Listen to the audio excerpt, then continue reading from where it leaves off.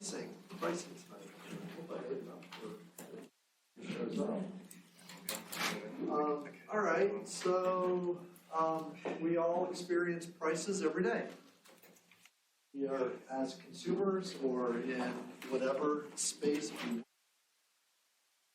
we deal with this idea of what the price tag is all about. So let's open this up a little bit. And on one side of this sheet of paper, we'll use the other side later. But actually, I'll tell you what, we'll let other folks come in. Just hold on to that. So we'll use it in just a minute. Before we use the sheet of paper,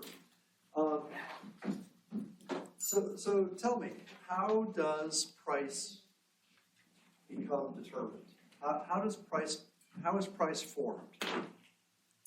I guess by like supply and demand. So if there's a lot, then maybe you can price it a little bit lower. But if you don't have as much supply, then you might have to go up a little bit on pricing. You might have to, or you might want to. You might want to. Okay. All right. So supply and demand may have an impact on what sets price, how price is set.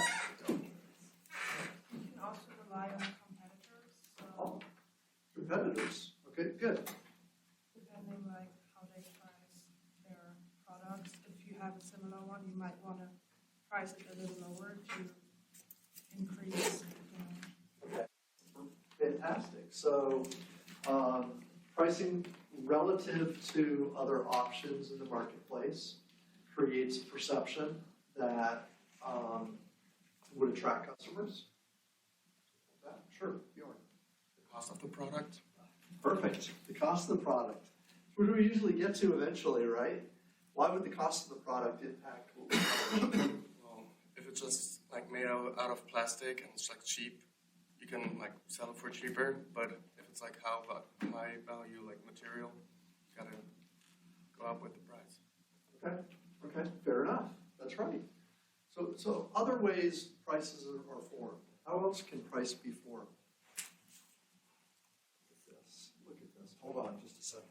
That just did it without me even knowing what was going on. But bear with me just a second, folks. Let me take those guys off there. And we'll just pop back over.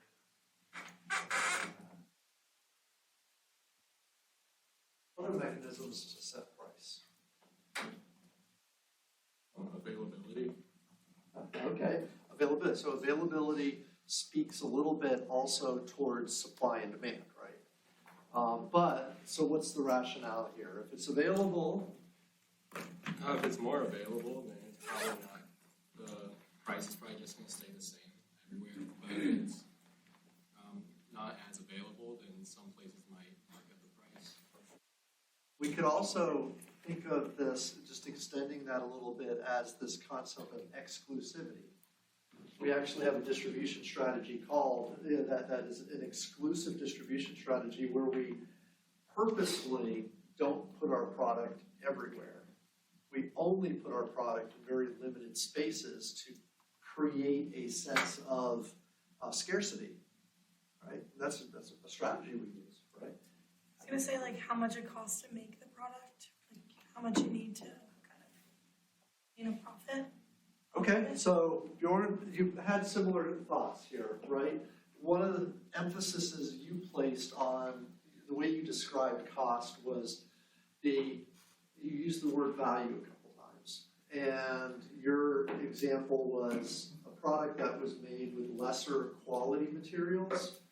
And I think the idea that what I heard was that would be perceived as a lesser quality or less value, maybe to the customer or whatnot. What she's saying, which goes along with this, is look, that lesser quality material costs less. So from a firm's perspective, if it costs less, or if you're using titanium instead of plastic, you have to charge more, right? Because there's a hardline cost that's associated with it. Right, good. Also depends on branding too. Oh, branding comes into play. How so? So let's say Nike is really popular among like people my age, where it's like I feel like it's way more expensive than Adidas or Reebok or anything like that, because they know who their target is, they know who they're targeting and who's gonna buy it, and how they made a brand out of themselves to, you know, be able to set these prices. So as the price becomes set, sometimes a consideration of that price, that decision would be who would be buying the product. And maybe how much, so if it's targeted to a specific market segment, maybe that market segment could afford to spend more. So there's that element too. But what you're also saying, you mentioned this idea of brand, and that a brand can create an intrinsic value that's not necessarily expressed in the quality of the materials or what the product does so much, but it simply is valuable because it has a name on it, a brand. It's perceived as being, value. So, we have this, when we were talking about branding, we're talking about brand equity. One of the ways that we can talk about the value of a brand is if you took a generic version of the product and you took the branded version of the product and you asked people how much they would spend for each one, the difference in what people would spend more for the branded product. The difference in what they would spend is this intrinsic value.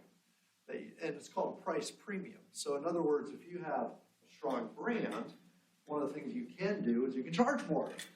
Because people want your name and they want the name associated with the product that they're using. Good. Awesome. All of these are great. What else? Anything else? Anything else you can think of? Just the overall economy. I mean, if the economy is weak and there's the unemployment rate is higher than normal, then a lot of people aren't making money, so you might drop the prices. Okay, so this is super, super important as we think about this a little bit too. There are certain products that are essential products, other products that are more less essential. And when we think about income, we think about the income we receive, we think about income less taxes, because those are things that get taken out right away, or income less necessities, things that we have to pay for. And when we get done paying for the things we have to pay for, we have money that's left over.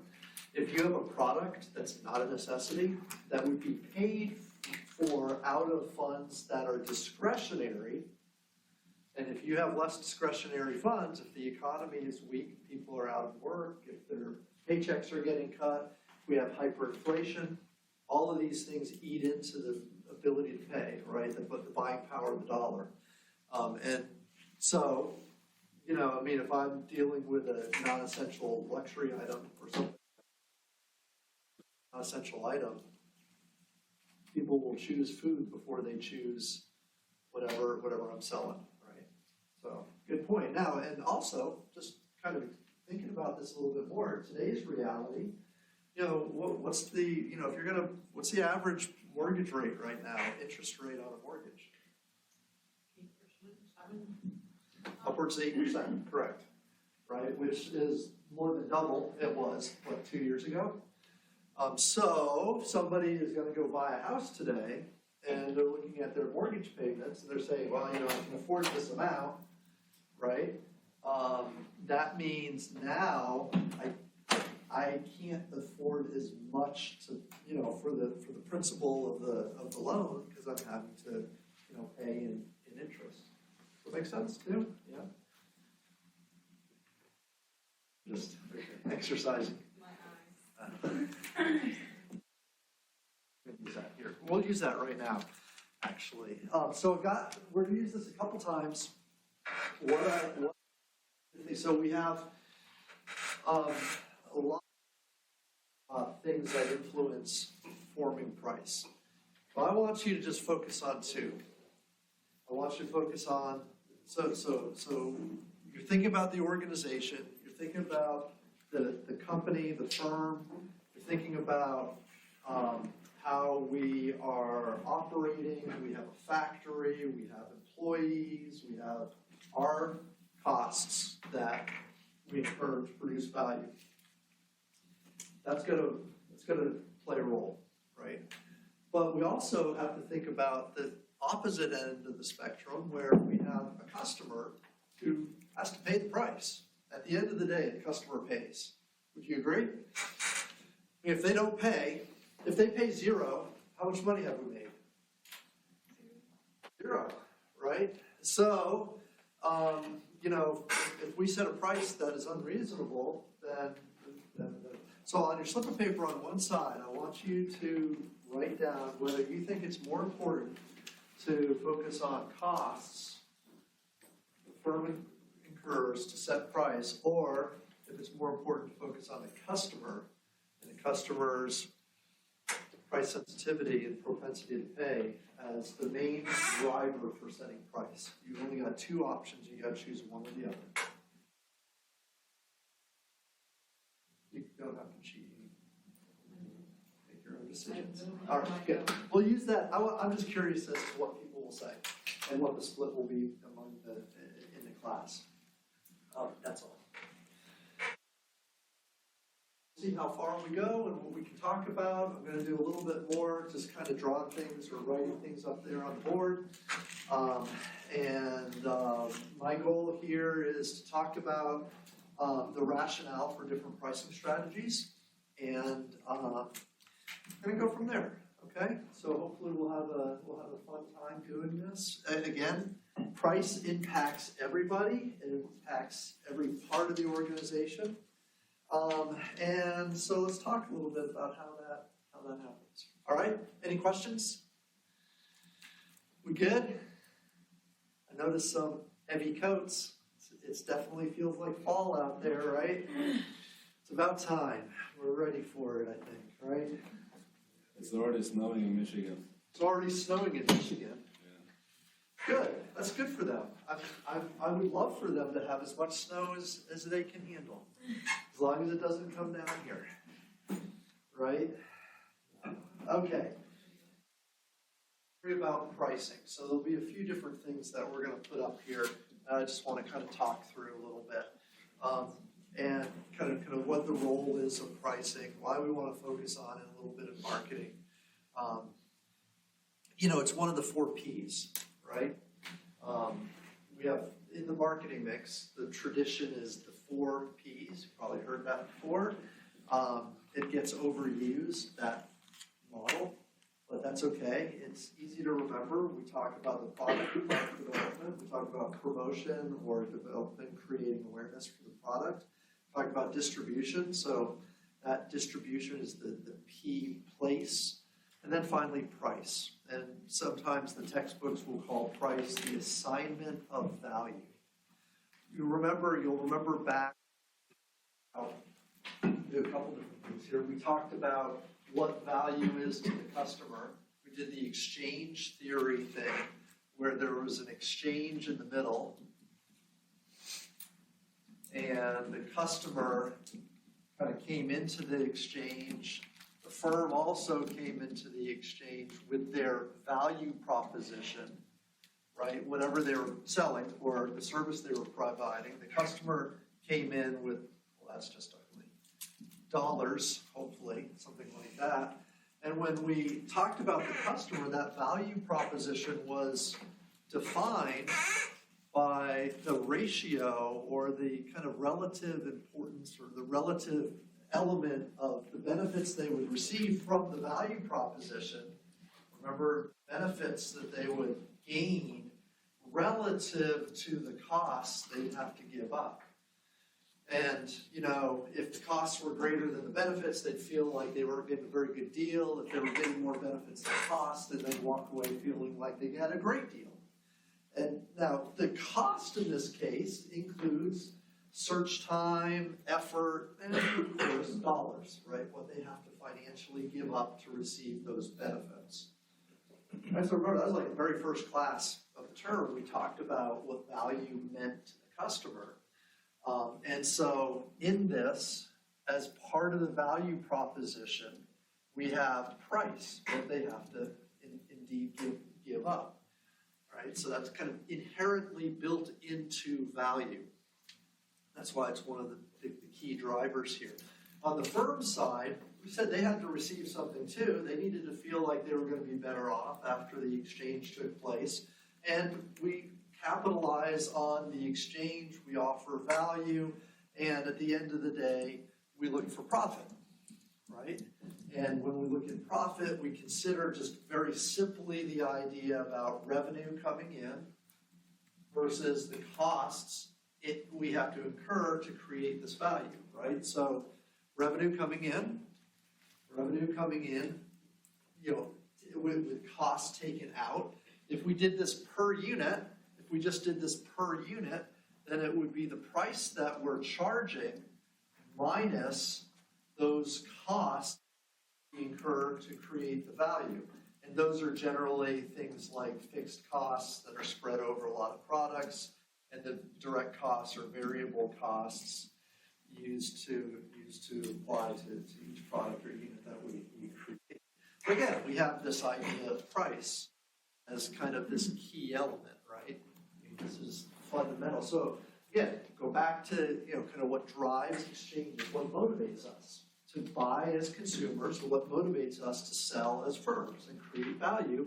And this is what we get out of it. We get more benefits than we give up. We get a need that's satisfied.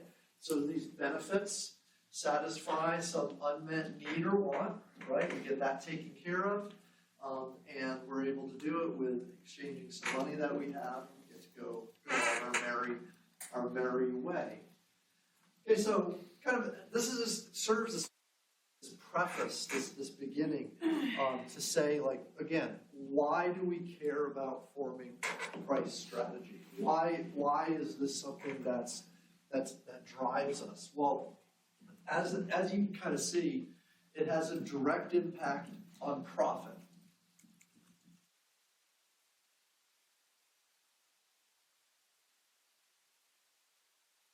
Okay, so we are always concerned about our profit margin. We're concerned about how what our total revenue, total profit's going to be, all that total revenue less costs. So if I want to manipulate how much money I make, then changing price is certainly, especially from a marketing's perspective, the fastest thing I can do, the quickest thing that I can do. Amazon changes prices to their products millions of times a day with over millions and millions of different products. Every time you launch the server, prices are changing. It's a model that they have. They do that through algorithms to maximize demand and profit margin, right? So direct impact on profit. Does that mean we should change our prices a lot and confuse consumers? Well, maybe not. But if you want to impact, profit, price is a key component of the equation in which profit is derived, right? Does it make sense? So this is like important for everybody in the firm. This is not just a marketer's deal, right? By any stretch. In fact, in most firms, marketers don't always do a lot of the price modeling.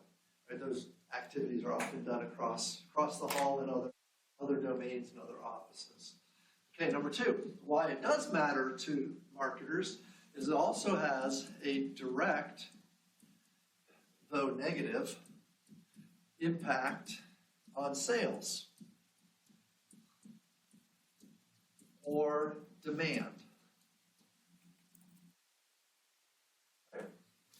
Okay, so if you're in the sales department, if you're charged in the organization with sales per week, sales per month, sales per quarter, how many units have you sold?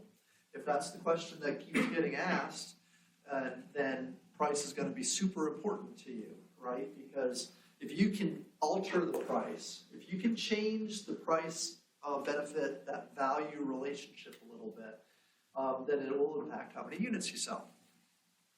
Make sense? Right? Lower your price, sales go up. raise your price, sales go down. So the demand curve in Econ 101 is downward sloping, generally speaking, because they're negatively related. Those two items are opposites, if you will. We actually measure that, right? We measure the slope of that curve to indicate how sensitive the market is when we make a price change. So price elasticity of demand is the measurement of the sales curve or the demand curve slope, and whether it's steep or whether it's shallow tells us how much impact a price change will have on demand. So that's why we do it. Okay. Couple other things, and I don't know if I'll get it all on this screen. Right? We've talked a little bit about this. But we mentioned this idea of branding. Branding products. We create an image. I don't know how big that can show up there. That's kind of big. I don't know. My handwriting is not very clear. I get that. Create an image. Oftentimes, which we want to reinforce in a branding concept. We have brands that we want to maybe position in the marketplace as value brands. So we need a pricing strategy that's going to, kind of push us in that direction. So when we want to form brands, when we want to form an image, we want to move ourselves on a perceptual map, those types of things. Price is a tool that we often use. It's often kind of one of those key characteristics. We look at price and quality as two components that are often very strong drivers of brand perception, right? So when we want to impact our brand, we want to kind of define our brand, we want to do that, and we've already mentioned this last one as well. Competitive pressures or competition. There's an idea that you may be, as a manager or as an owner or whatever, you might be driven very heavily by what your competition is, by what your game plan is going to be, may be impacted directly by what you think your competitors will do. You may look at your competitors as threats that you want to try to minimize, that you want to try to kind of control, or you might also view your competitors as players out there that are susceptible to having market share taken away, or having sales taken away, or have their image impaired. And if I can do any of those things by manipulating my price, then I might choose to do that. In other words, if I could change my price and if I could force my competitors to alter their strategy, then that's good. I mean, that's something that I may want to do. Now, that doesn't take into account my profit margin so much. I might be willing, in other words, think about this, I might profit margin, for the next 2 or 3 months, if it means that my competitor will lose customers. I mean, think about forcing my competitor to maybe also lower their price or keep their price the way it is, and if I can gain some of their customers over the next 3 or 4 months, switch to me, and then I give them good service, and I can keep those customers, and then after 3 or 4 months, I might just bump my price up a little bit back to where I was before. But I did it with the idea of having an impact on my competitors. Right? That was the goal. That was the motive behind it.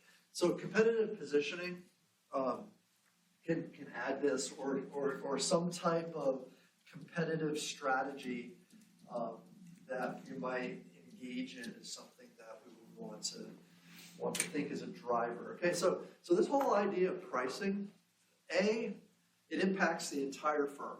There's no part of the organization that doesn't get impacted by the pricing decisions. And, in the same kind of conjuncture, there's no part of the firm that doesn't also impact the pricing decision. So when the pricing decision gets made, it's a very internal component. So those of you who put in the cost of the firm as the driver, you're certainly not wrong to say that is an important component of this decision, right?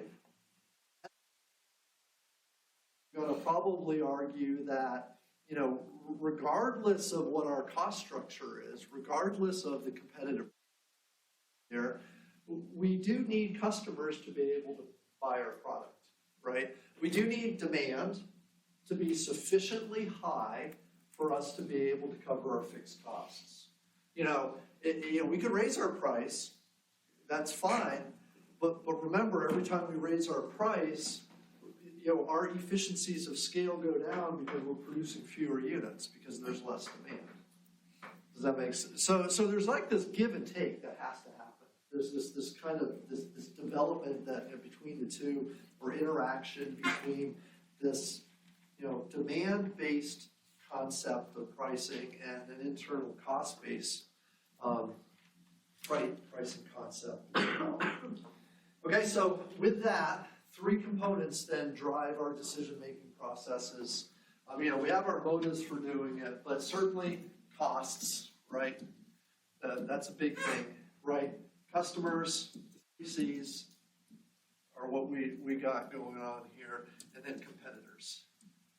So if I'm going to say, look, I'm going to drive this process. I only asked you for costs and customers on your little sheet of paper, mainly because those are the 2 drivers. Most people don't think of competitors as the key driver, but they could be. And when we decide on a price, all 3 of these have to play a role.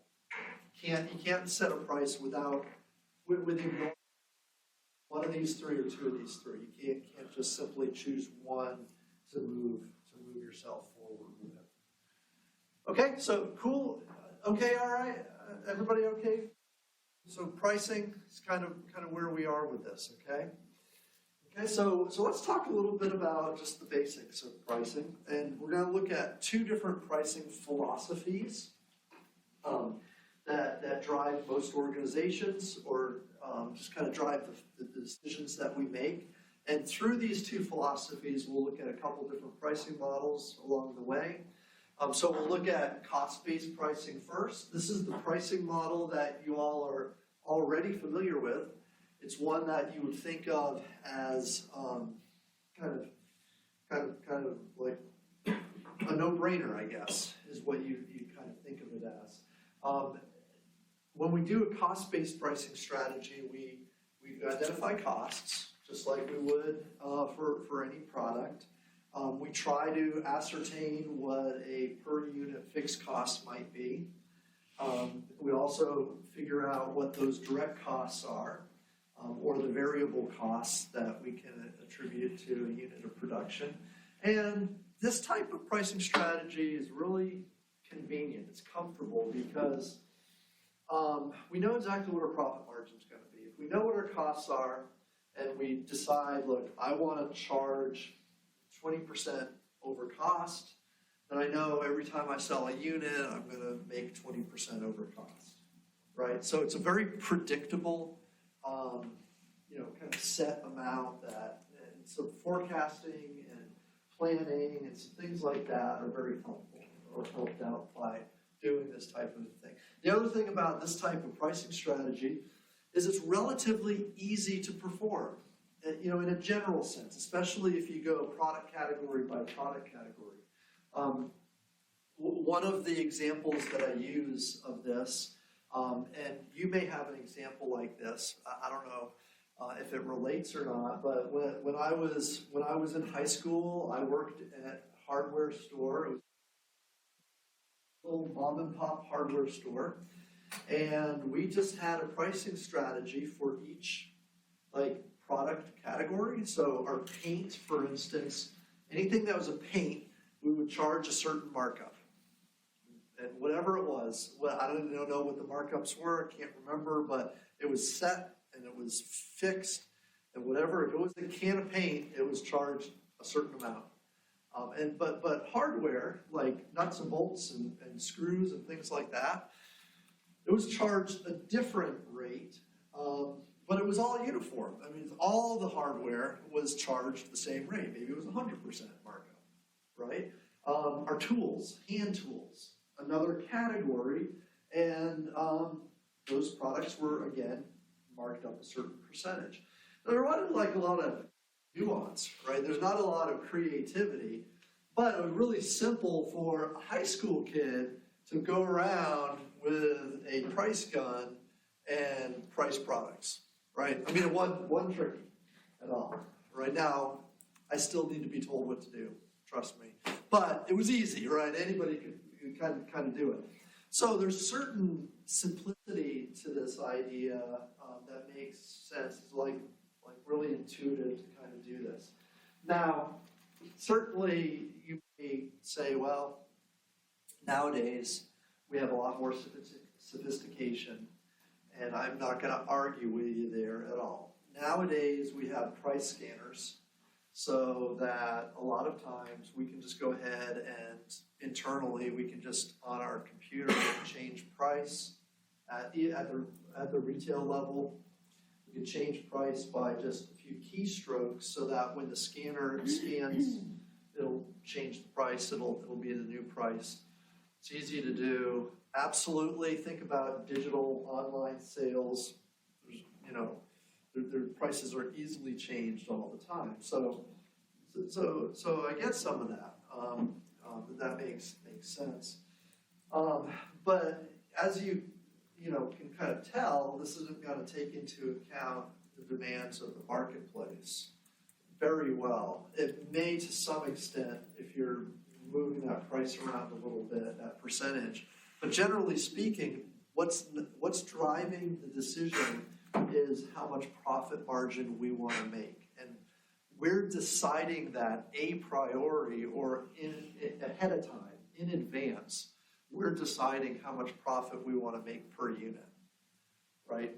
Now, and that's a decision we, the firm, is making, as opposed to letting the market make that decision for us, right? So we'll see some issues and problems with that as we kind of get a little bit further on. Okay, so pros and cons, right? And this pricing strategy is not particularly challenging. You do need to know or try to identify what these costs are all about. For pricing single units, we these direct costs, these variable costs or costs that are associated with direct one unit or a single unit of production from our accounting friends, they'll let us know what that is all about. Fixed costs can be a little bit harder to pull together if we're assigning a fixed cost to a specific product in a facility that produces lots of products, right? If I've got one product coming off the line and there's 40 other products in the same facility, I may have a hard time determining exactly how much of the light bill should go to that one product and one unit of that one product, right? So, but again, our friends in accounting do a great job figuring that stuff out. But establishing that individual price, once we get that, we're able to kind of move forward, and once that's figured out, right? So this is cost-based accounting, right? So, we take our variable costs, we add to it a per unit portion of our fixed cost if we want a per unit cost or cost per unit, which we will tack on to margin. We'll tack on how much margin we want onto that to get our price, right? So it's not a difficultly or entirely difficult kind of process to go through conceptually. Some of the functional aspects of it may be a little tricky here and there. But again, the folks in accounting are super good at getting accurate figures. So let me show you a little bit more of a picture then. All right, we'll do a whole chart here. We're gonna see this type of a price line over and over and over again tonight. And this is one way I like to conceptualize the idea of pricing. We're gonna go into this a little bit more as we do some other models. But you'll notice the horizontal line is basically this idea of a price line going from 0, I suppose, up to, whatever amount would be reasonable, right? Something high price. And on that left-hand side of that line, we have the cost. That's all we're really focusing on right now. I know on the far right, there's a line that says budget, but we really don't care what that is today, right now, right? Because that's not really part of our decision making. We're doing cost-based pricing. We're not considering what the customer is willing to pay or what their budget is. What we're considering is our cost. And all we're simply doing is finding some type of price that's going to be pushed up. That curved line would represent some type of demand. And again, we're going to look at this a little bit more in detail here in a little bit. That shows how we get that curve. Okay, so we kind of ignore that, except that whatever we charge, it's going to fit onto a demand curve somewhere. Okay, but in this case, we just want to tack on a nominal and say, on every unit that is $10. So if our costs were 25, then we'll add 10 to that, and we'll make it 35. Okay, so this is a nominal markup. It's not challenging, not complicated. It's just simply a push up, right? Second way to do this is a percent markup, which is more common, right? So if we just take a percentage that we want to grow this revenue by, then we'll say 10%, 5%, 100%.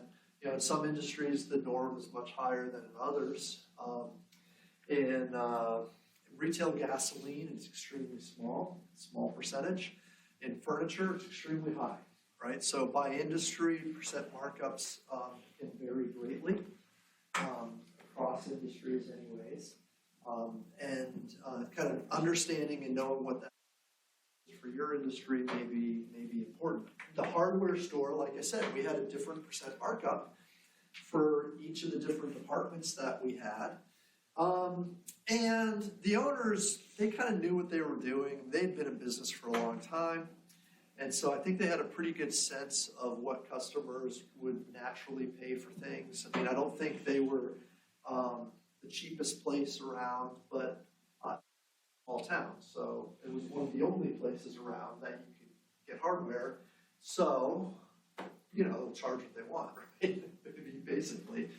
But we can do a percent markup of some type. So taking our price, or our cost rather, multiplying it by that percentage, adding that amount back into the cost to arrive at our price, should work for you.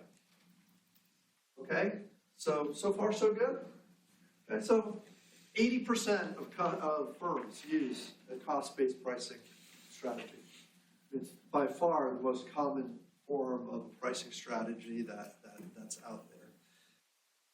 Just a little bit because we haven't really gotten the opportunity to talk about the customer at all, or the market, or demand, or anything like that. So that's okay though. I can appreciate that. Can you guys identify a potential problem with setting price this way?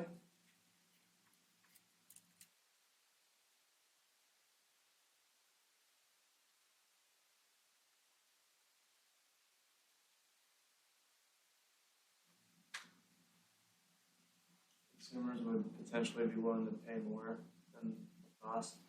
Absolutely. Yeah. What if a customer sees your price and they walk in the store and they say, wow, that's low. I'm going to buy that. Right? But you also left money on the table, right? They would have paid more. But now, we got a real problem, though. And we'll talk about it as we go, right? The problem is that in order to kind of solve that issue is we have to let the price change by customer. And so this is strictly a fixed price kind of type of a model, right? Where we're looking at a fixed percent that we're using. Now again, the hardware store example, we let that percent change based on product categories. So in a complex system where you had multiple products and multiple product categories, remember that product portfolio idea, you're juggling lots of products at the same time. You're also juggling lots of different potential profit margins at the same time too. So you may change your profit margin percentage by product, but the model suggests that the price will stay the same for that product for each customer that comes into the store, right? So the other problem, the other fallacy with a fixed price model like this is that what's the other problem? If some people look at that price and they'd be willing to pay more, we don't capture that customer surplus. That's what that's called. What's the other problem with the issue here? The markup want it for as much as it costs. Excellent, absolutely. So people to the right are overly joyed.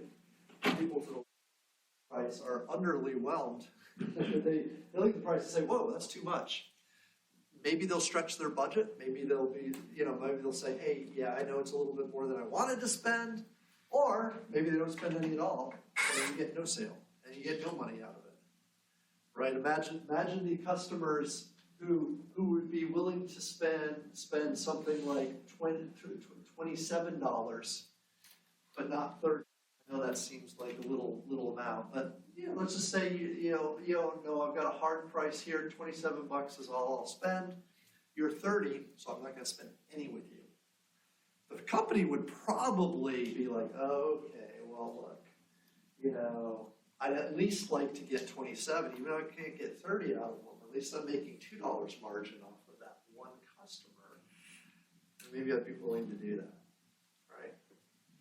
So there are all kinds of kind of intricacies I get about here as we kind of push forward a little bit with this idea of price changes and some things like that.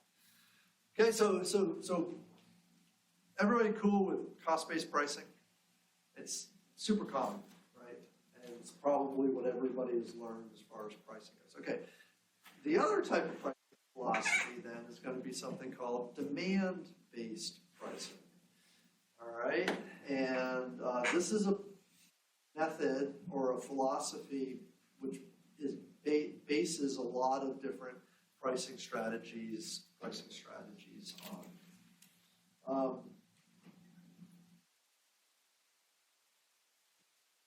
There we go. Okay. All right. So let's talk a little bit about this chart. I've already kind of looked at it a little bit. We've looked at this kind of price line. So I'm going to draw it out a little bit more, provide a little bit more clarity, some stuff like that on this here. Actually, bear with me just a second. Let me just bear with me just a half second. I want to just double check kind of where we are here. Oh, okay. So that. Okay. Yeah. Perfect. Like there was an extra slide in there. Okay, this is where it is. Good. All right. So the zone of potential. Has anybody heard of the ZOPA model? ZOPA or zone of potential agreement? Has anybody here ever worked in personal sales where you walked in front of somebody, offered them a product, and you negotiated price? Anybody here ever been a consumer where you walked into a retail environment and somebody offered you a product for a price and you negotiated with them down? That's fun to do, isn't it? I've been to lots of markets all over the world, quite frankly, and in many of them, the opportunity to haggle, and to hold your ground and walk away and have them run after you, right? Buying a car, So for a lot of people, it's kind of a nerve-wracking. But it's also kind of fun, depending on if you're a real deal-driven person. Any of you deal-driven, like you're out for the kill when you're getting that deal. Anybody? Yeah. There you go. In some markets, the expectation is to negotiate. So it would be in the seller's best interest to offer an arbitrarily high price, right? So if they really, they want to sell this item, whatever it is, they know what their cost is, obviously. If it costs them $50, that's expensive. If they cost it $10, they'll charge you $80 for it. And if they get down to $50, then they're still pretty happy, right?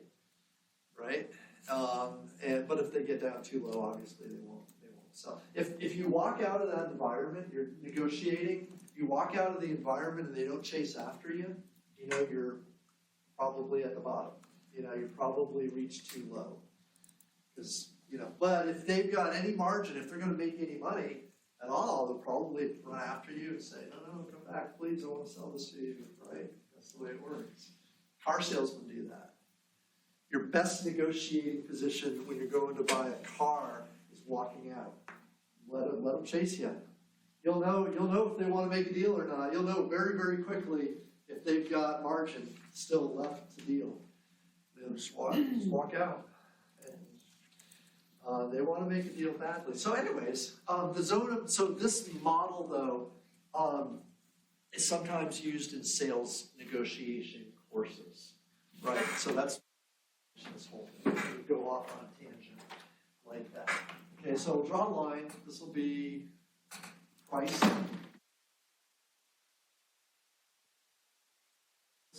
So this will obviously be a low price on the left-hand side, and then on the right-hand side will be a higher price, so left to right. There are two kind of barriers, which we've already seen already. There's cost. So this is the cost that the seller has incurred in order to bring this value to the marketplace. And then there is a budget that the customer is willing to spend. Okay, this might be a hard budget, this might be a solid, firm thing, this is the only money the person has in their wallet, and that's it. Or it may be something that they have sort of that they're willing to spend, right? It might be just what their budgeted item or amount is for this product. So the zone of agreement suggests that somewhere between these two benchmarks, we're going to find a price. We're going to negotiate a price, and we'll call that the contract price. So somewhere between here, we'll have the contract price. Okay, and that's what we end up paying or selling, depending on your perspective. Okay, so there's a whole bunch of theories that play into this model, all kinds of operational aspects of this thing. A couple more key components that we'll add on to this. Wonder, I might be able to, I might be able to change the, what color do you guys want? Let's do green. Let's see if this works. Okay, so so this space here is what we call buyer's, oh my goodness, buyer's surplus. Very cool idea, very cool concept, because we don't usually think this way. We really don't have another name for it. But basically, we consumers love it, right? Because we were going to go into the store. I was going to spend $70 for that sweatshirt. I go to the store, and it's on sale this week for $55. The difference between what I planned to spend and what I actually spent is what I have left over is my buyer's surplus. It's awesome. We love buyer's surplus, right? On the opposite end of this, We have the opposite end of that. We have seller's surplus, which is kind of funny too, because the difference between price and contract price and cost is profit. So seller's surplus we never say. We don't ever use that term either, because we just call it profit. And we're happy with that. Right? Now, keep in mind a couple key things here in negotiating. The seller should be willing to bring price down to cost. So long as the seller's making money, they should probably be willing to sell the product. Now, this is not always true, right? Of course. Sometimes sellers don't want to do that. Like, would a luxury brand be willing to drop price just because they had a customer who wanted to buy their product? They're not going to. No, you can't. If you can't pay this, then this isn't for you, right? Go to a different car shop, or go to a different clothier, right? Go somewhere else. Theoretically speaking, the seller could drop the price down to cost, so the surplus that they make is that difference between those 2 points. So it's the same as seller or buyer surplus, only kind of in the opposite direction. So cool, we've got all of this going on. This could get really messy too. So let's just kind of play some scenarios out here. Let's say you walk into a marketplace and you see a price on the shelf, and you say, well,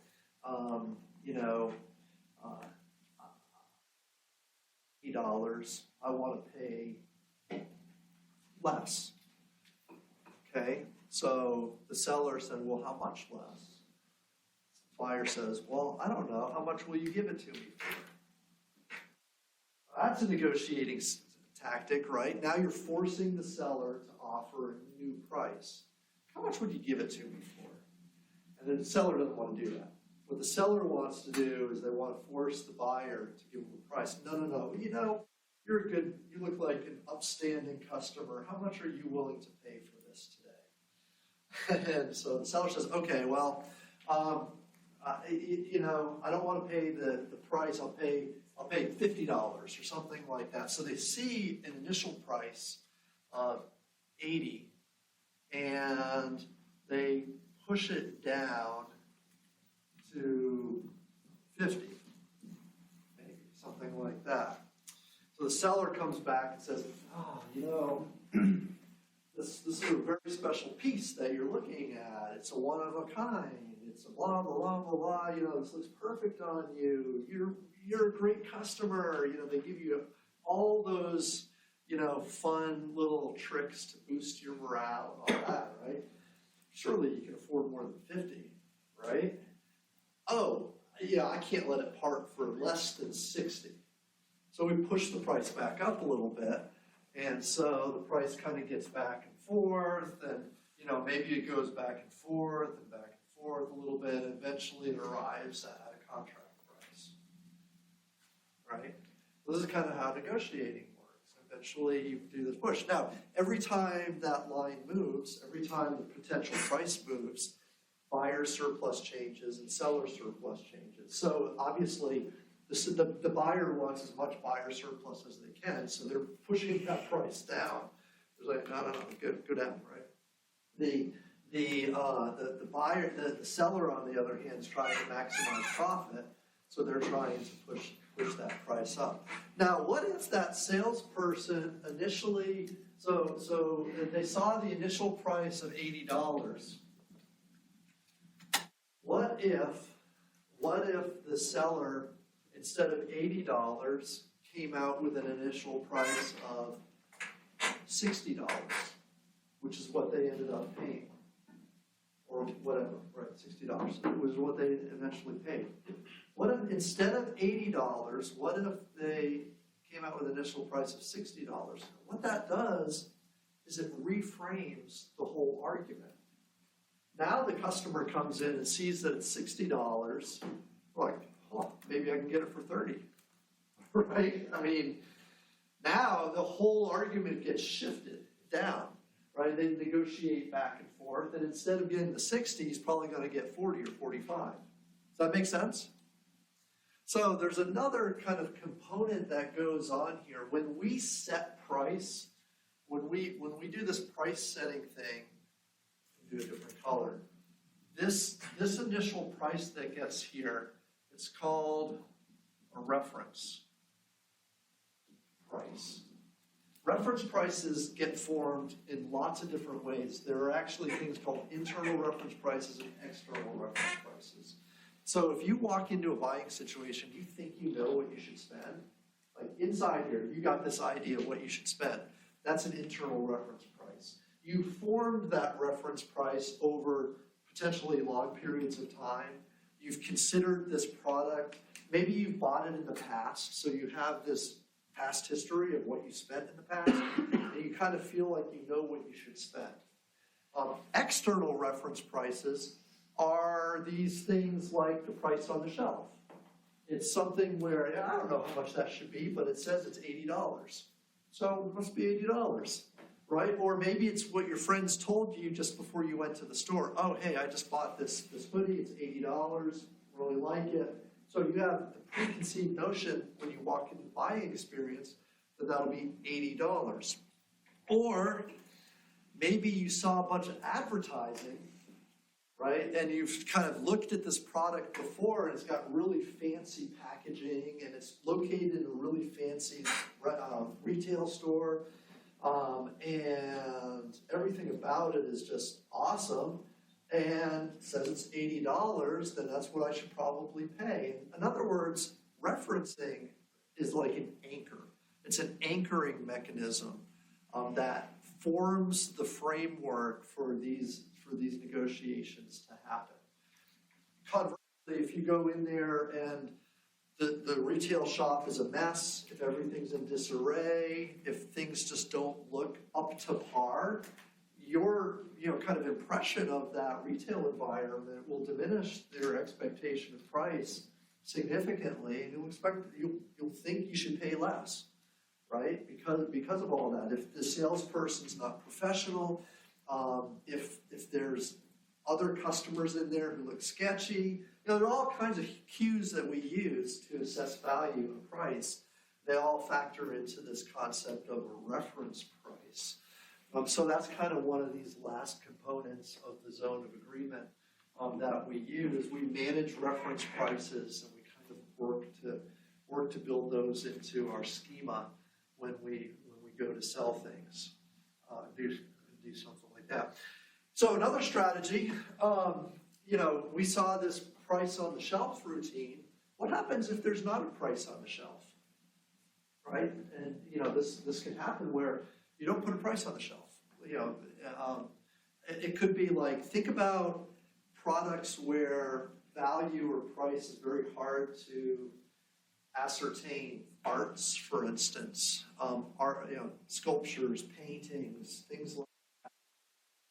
Unique products that are exclusive or very scarce, ones where there aren't a lot of comparable others in which to base price on.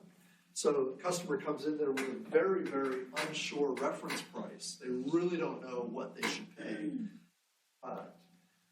So that might be a case where we walk in and there's not an initial reference price, and happen a couple different ways. One, the store clerk, ask how much do you want to pay for this thing, or the other where the customer offers a price, or something like that as they walk in. If the customer offers the price first, so this is reversed than before, the customer offers, then the price will start, in the opposite direction. Change this up one more time. Go purple. In this $80 reference. Oh, I did that with my finger too. This was a reference where there was a price on the shelf, and the price went down. It was negotiated down. But what if the customer comes in and says, "Yeah, I'm willing to spend $70 or $80 or whatever, $50 for $40." Now the price starts here, and our job is to push it up. This in the first case, the job was to push the price down. That's the way the price direction went. This one, it goes up. All right, so it's kind of fun to think about. Think about all the different dynamic buying situations you could have in this. In many real estate markets, the price is set initially by the seller, and buyers come in, and sometimes the price goes down, right? But if it's an incredibly competitive market, sometimes the price goes up. Right? Just depending on how those negotiations work. There are different types of auctions that we'll talk about here, and we may get to here in a little bit. Everybody familiar with eBay? Right? eBay is a forward auction based on a forward auction or English auction concept, or a Yankee auction, where the price is typically set at a base. The seller, in this case, defines their own reference price, or reservation price is what it's called in this case, the lowest that they're willing to take, and bidders enter the market, and the price goes sequentially up, right? Make sense? That's kind of how that happens. So I'm the seller. I'm selling this awesome pair of 1984 original Air Jordans, the red and black high tops, for how much would they be? $1,200, $1,500? I don't know how much. Depends on. I had the second series. I worked too. Anyways, I'm not going to let them go for less than $1,200. So I put them on the market. I put them in the marketplace. And if nobody offers that amount, they don't sell. But then they just kind of go up from there. Forward auction. Another version of an auction, though, is called a Dutch auction or a reverse auction, where the price is initially set high, like higher than they would normally expect to get for the product, and bidders bid low, and the price goes down. And it actually induces a greater overall profit when that happens, as it turns out, because of the mechanism, because the way things go. So, and it all is largely based on principles from this model, and that's the reason why I mentioned it. That's why this is such a phenomenally fun model to talk about, because you can kind of daydream all day long about how price negotiations work, and how this all plays out in the real world, right? This also helps us understand to some degree the notion of demand-based pricing strategies. Okay, so we're going to do a little exercise. Does anybody know what these are? Okay. All right. So these are AirPod Max headphones, right? All right. So on your little slip of paper, right, I'm going to pull up some features of these headphones. Okay. This Apple design dynamic driver provides high fidelity audio. Active noise cancellation blocks outside noise. Transparency mode for hearing and interacting with the world around you. Spatial audio and dynamic head tracking provides computer-like sound.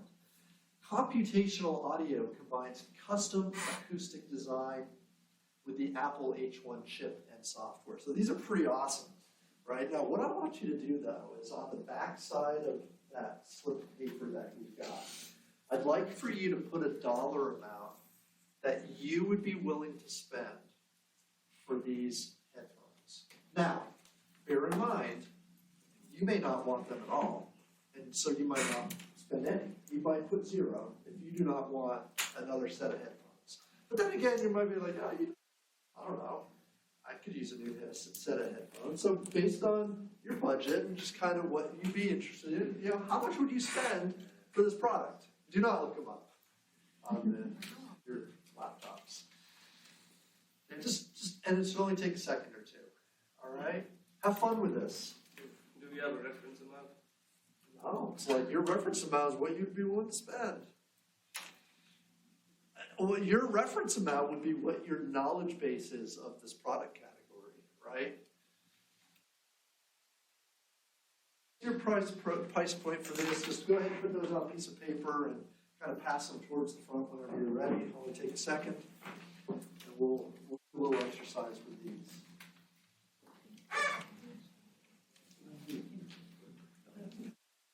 Now, I'm going to preface this exercise by saying that any of you do any market research or any type of research, survey research? Anybody here? Anybody?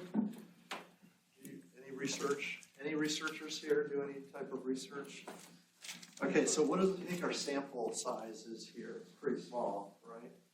How many are in the room? 25, something like that, right? So any exercise like this typically requires a pretty large sample size, right?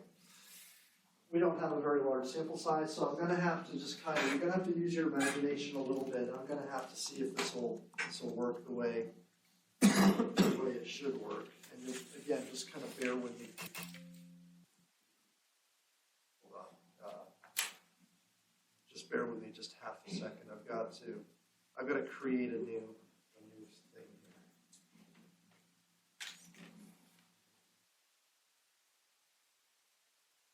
All right, there we go.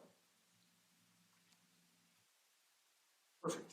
All right, so let's work on this a little bit. I'm going to use your information. Hopefully, this will work out the way it usually does.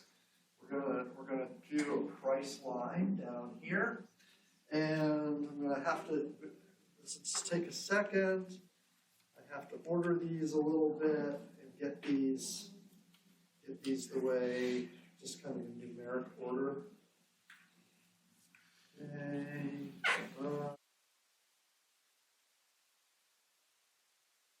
This is always a fun exercise to do this.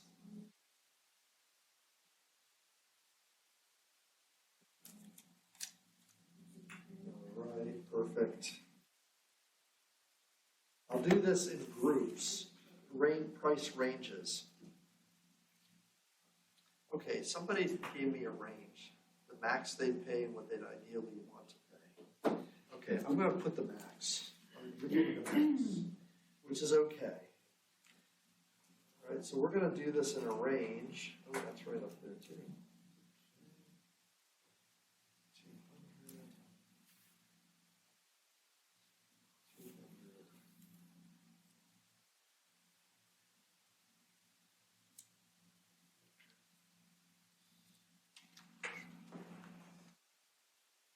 Okay, so we got those. Those together. 2. Wow. Okay.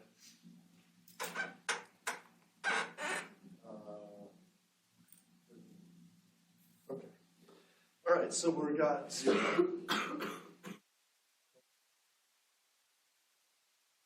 Between 0 and we'll do this between 0 and 100. And we've got between 100, yeah, this will be okay, 200. Really, we'll just put a scale like this. Okay. And what we would do normally, or what we do typically, is we actually do like a distribution for everybody, the number of people who kind of responded, right? And in this case, we have 6 people who would pay nothing, right? So we've got this big group here. These are like people who pay nothing. They're really not in the marketplace, right? They're just, they're not at this point in the marketplace. And then what we had was like 3 or 4 in this area, and 3 actually. We have 4 up here. We have 1, 2, 3, 4. We have 5 up here. We have 2 and then 2. 2 and then 2. And so what will eventually happen is you get a curve, and in this case it goes down like this. Now it's not quite like that. It drops more. I'm not drawing this particularly well, and obviously this is not to scale. Okay, this kind of goes on like that. And what'll happen is you get, for each point on here, you get a certain number of sales or demand, right?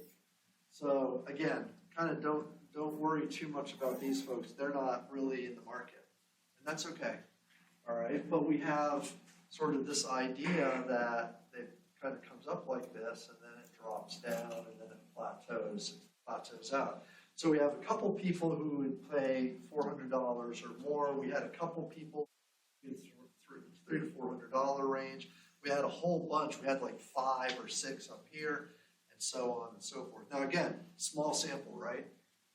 So we need a bigger sample to really show this curve.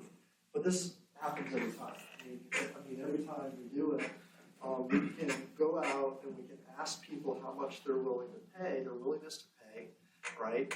And we can create a demand-based sort of chart, if you will, or map here that illustrates this kind of phenomenon.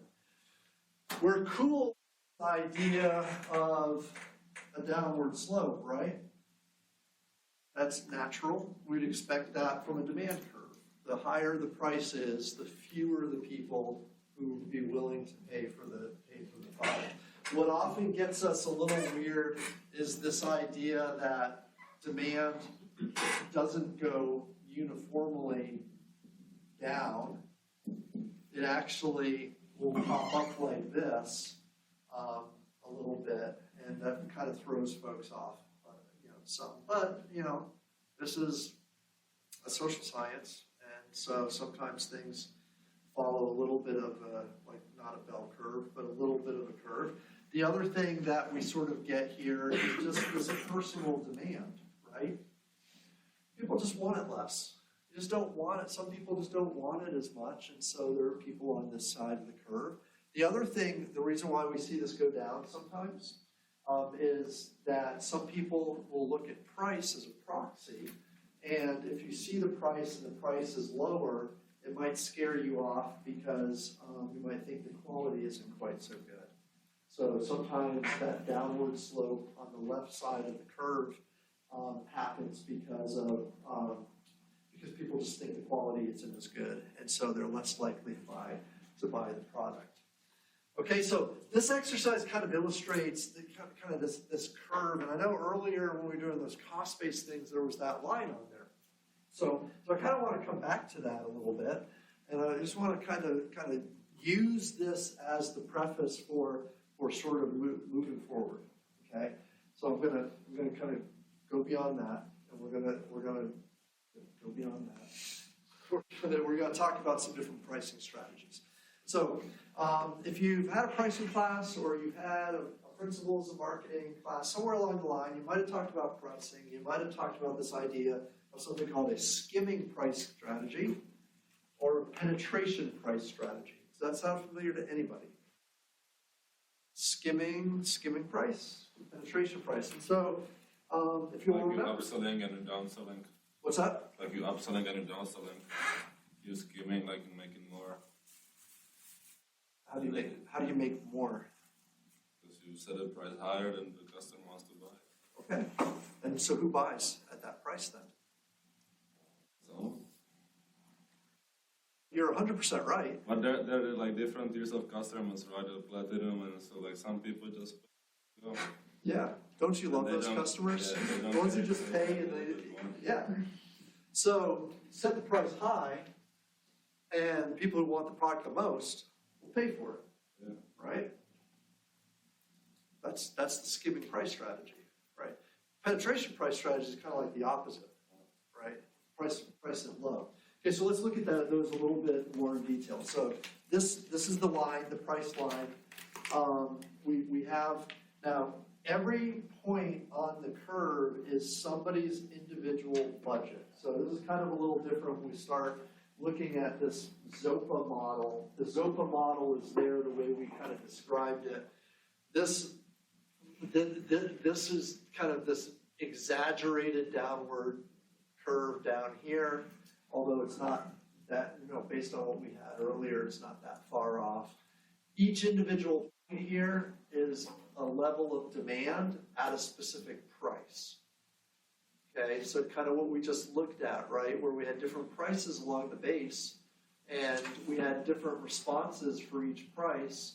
We had, so this line really shows demand at different price points.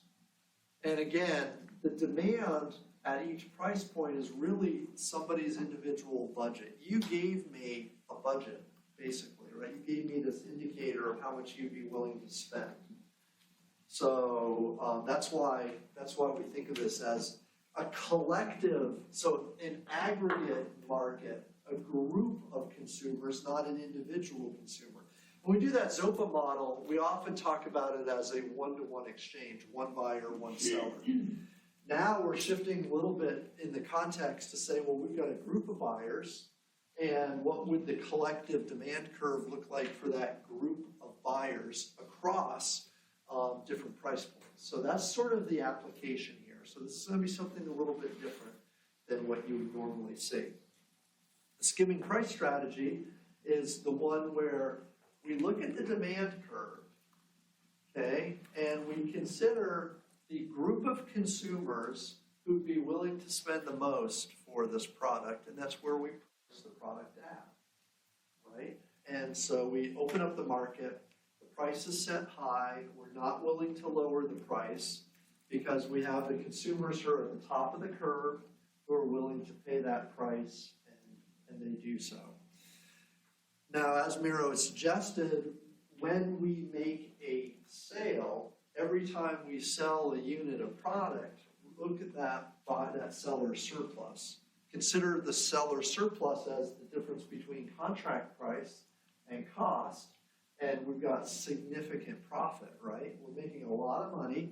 Now, the percentage of customers who fall under the curve to the right of that line is not particularly large. It may be 10% or less. So again, when we do a skimming price strategy, it is pricing the product at the high end of the demand curve, but there's a little bit more to it where we want to know exactly how much demand there is.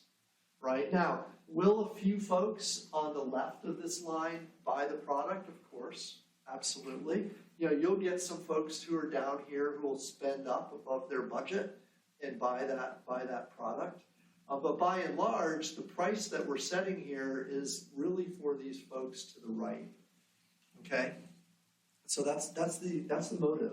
That's kind of the genesis of the skimming price strategy. It's a demand-based price strategy because it uses the demand curve as its motivation. Right? Now, we haven't looked or talked about costs at all, and this is not a cost-based pricing strategy. The only time we talk about costs is maybe we want to calculate profit margin, but the price that we set was not based on the cost that we incurred. It was based solely on the market's perception of the product and their willingness to pay. Now, the other caveat that we need to think about here is that we need to be in a product category that is very unique to us. So in other words, if other competitors are out there and they can copy us, or if our product is not unique enough, this isn't going to work, right? This is not going to be something that we can do because, look, if I've got a version of the product and our competitor has a version that's very similar and they're priced a whole lot less than us, why would a customer pay my price? So I have to be extremely unique. I have to have first mover advantage. I have to have a product that nobody else has, and I can do this for at least a limited period of time. Okay, so keep in mind that the skimming price strategy is typically not one, because it's so far up in the game, it's not one that we do for a long period of time. We typically pull price back as new competitors come into the marketplace, right? So again, this price is not going to stay here forever. Once this part of the market buys our product, then we'll start lowering the price so that more and more of the market will find the price attractive. So we're slowly increasing the demand, right, by lowering our price as the market becomes penetrated from those high price buyers to start with. Okay, the penetration pricing strategy is kind of the opposite. Set a low price relative to the demand curve. And in this case, we set this price because we think there are going to be competitors who will copy us quickly. We think that this is a product that will that maybe we won't be a leader or the innovator very quickly on. And so capture as much market share as quickly as possible. The skimming price strategy, we start out, we're not capturing very much of the market at the beginning. What we do is we just want to kind of isolate our sales there. In this one here, we're talking 80 or 90% of the market who's going to look at our price and see it as a bargain, right? They're going to see this as, yeah, I need to buy this now. Look, the price is so low. So think about like consumer packaged goods, products that come out like in the grocery store, food things, some clothing maybe that's, like fast fashion, stuff like that. It's going to come out, be priced really low, priced for the masses to gain initial sales, to get the product off the shelf quickly, right? And then once that initial market share is gained, once people buy, especially if this is a product that's purchased frequently, like a non-durable good, something that people would buy over and over and over again, once we get customers through at least one or two sales cycles, then we can start raising our price, and by doing so, we raise our profit margin. So think about it this way, and one of the challenges is when we talk about making money, there are two things we have to focus on. Number one, what's our profit margin, right? So in the skimming price strategy, we have a lot of profit margin. So that's one thing we have to think about. The other thing we have to think about are unit sales. How many units are we selling, right? So you can make a ton of money by selling a lot of units if your price is lower. Just like you're making a lot of money per unit with this first one, you're making a lot of money down here because you're selling a lot of units, right? I mean, your profit margin is not so high, but you're still making a ton of money, okay? So make money both ways, right? Depends on kind of the philosophy and kind of how you want to approach the market. And the emphasis here, again, is looking at the demand curve to help drive this decision that you have. Okay, other strategies include things like a trial price. So trial pricing is where you offer an introductory offer one time. It's not a penetration price is longer in time before the price goes up. Trial pricing, oftentimes we offer the product once. It may be even offered at cost or maybe even below cost. I mean, you've gotten free samples before, right? Free sampling of a product to get you to try it.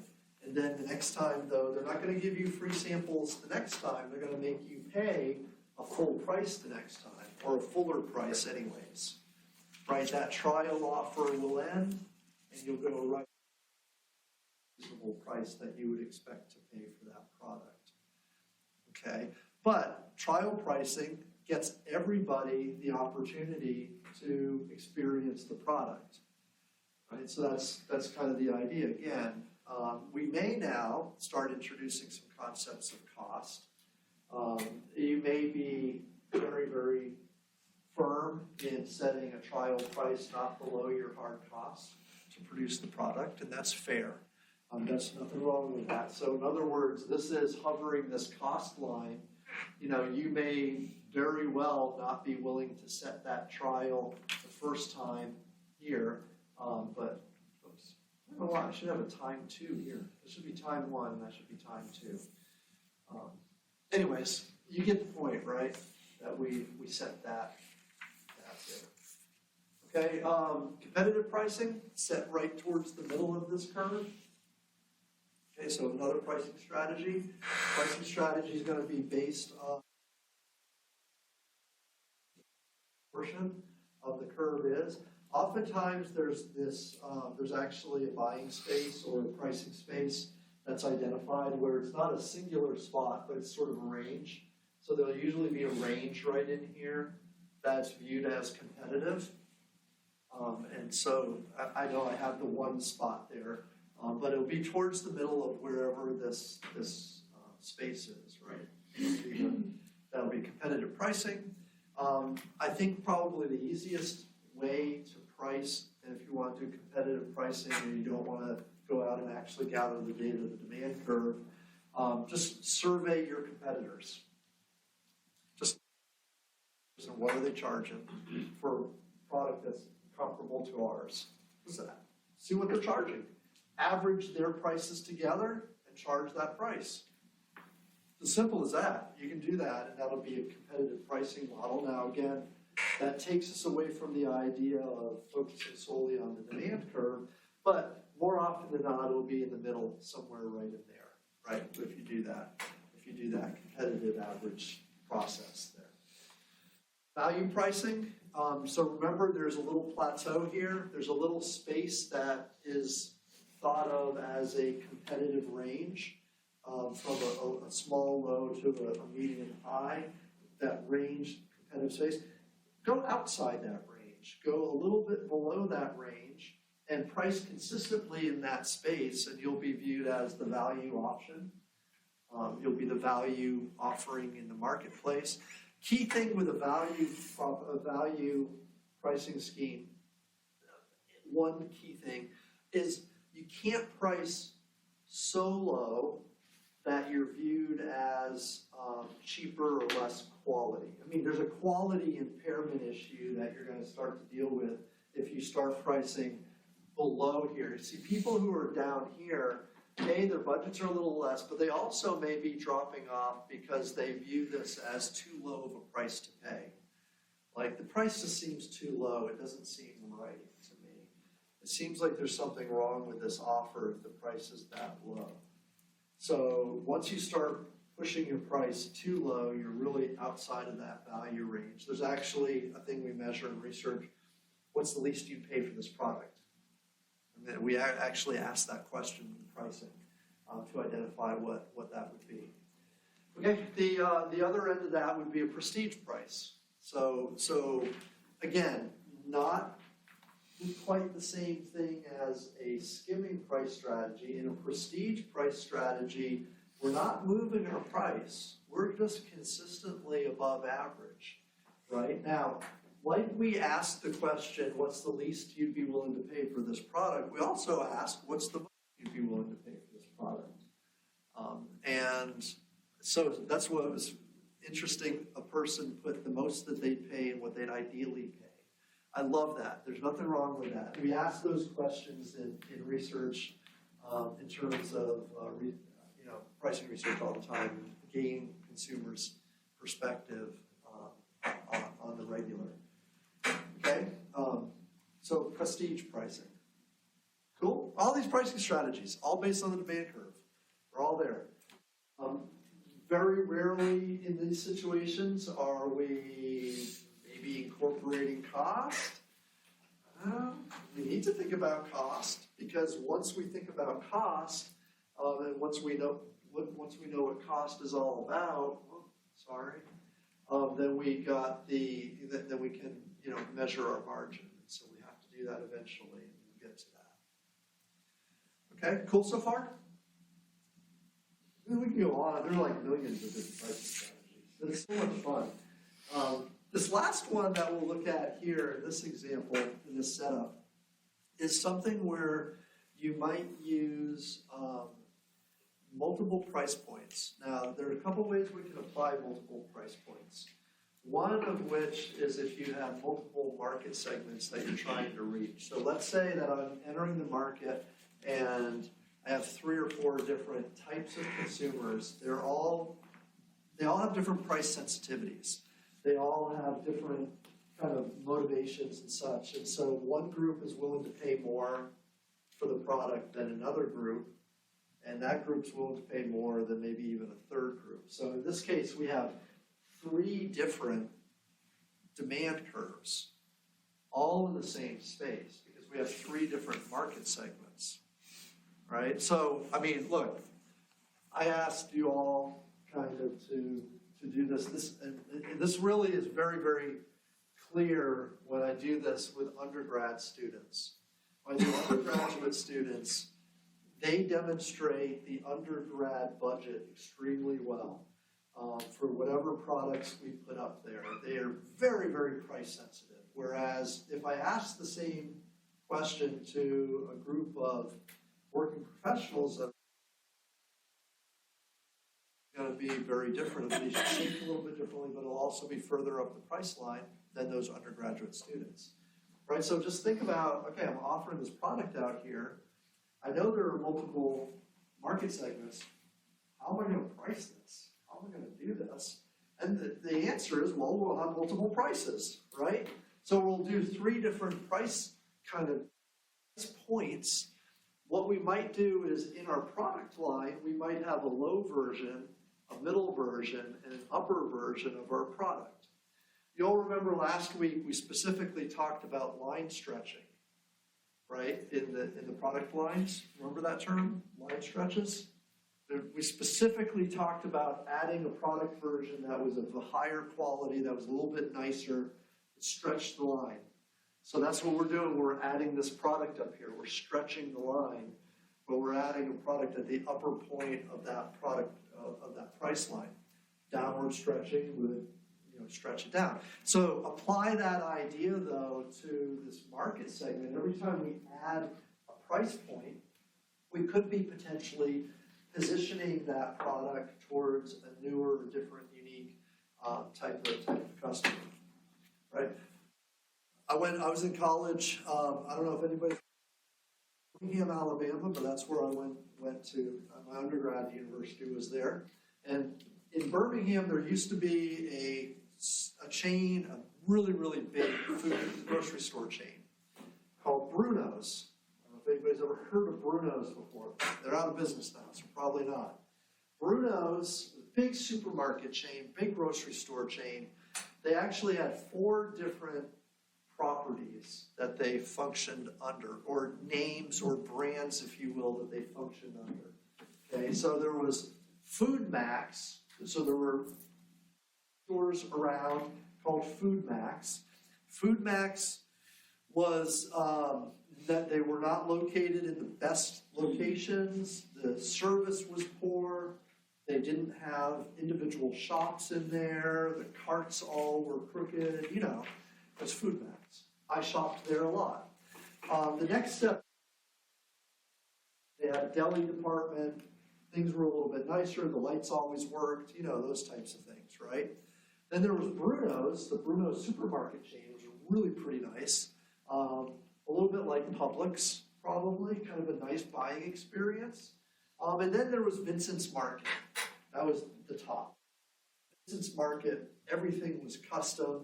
You could get anything you wanted there. Great service, absolute best. Okay, so think about this. Think about the grocery store space. You've got one company, one overall company. They're using 4 different brands. And each brand kind of offers a different level of service. Here's the dirty little secret. I could go in to any 4 of those places and I could buy a thing of Campbell soup, right? I could buy a can of Campbell soup, and exact same product, absolutely nothing different between each one of them. But I guarantee you at Food Max, you're going to pay a whole lot less than you would at Food World or at Bruno's or at Vincent's Market. Same product, right?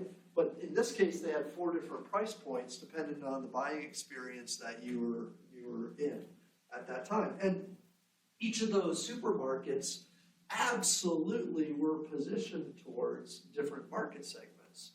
I was the college student who, we've all been there where we're looking for a deal, or we don't want to spend a lot of money. So that was there. Now, Vincent's Market again, if you know Birmingham at all, if ever seen or heard Birmingham, so Vincent's Market was located over near a place called Brookwood Village, which is right next to Mountain Brook. Mountain Brook in the state of Alabama has the highest income per capita any other city in the entire state. So, I mean, it's positioned in an area, geographic area that would attract a market segment that'd be whatever, it really didn't matter. They wanted customer service. They wanted the amenities that they could get at that particular store. They were willing to pay for it in profit margins. Okay, so we talked about all of this to say, well, look, you know, if we have a fixed price, then we have customers who are to the right of that fixed price who would be willing to pay more, but they don't have to. So we leave money on the table. And if we look at the customers who are to the left of whatever that fixed price is, the price looks too expensive to them. It looks like it's overpriced, so they're at risk of not buying your product at all. Even though they'd be willing to spend above cost, you lose the sale. So this whole fixed price thing we talked about earlier is going to come back. It's going to come back and kind of haunt us a little bit. But we're starting to get an approach here where what if we offer multiple price points? And we construct a market environment so that customers who are willing to pay more do. And customers who can't afford as much still have an offer in the marketplace for them that they can buy, right? That's what's sort of happening here, right? So this is three markets, 3 price points that allow, you know, a great percentage of the market to participate in this product category, while at the same time, the company doesn't lose much money left on the table, or in other words, they take advantage of as much customer surplus as they can.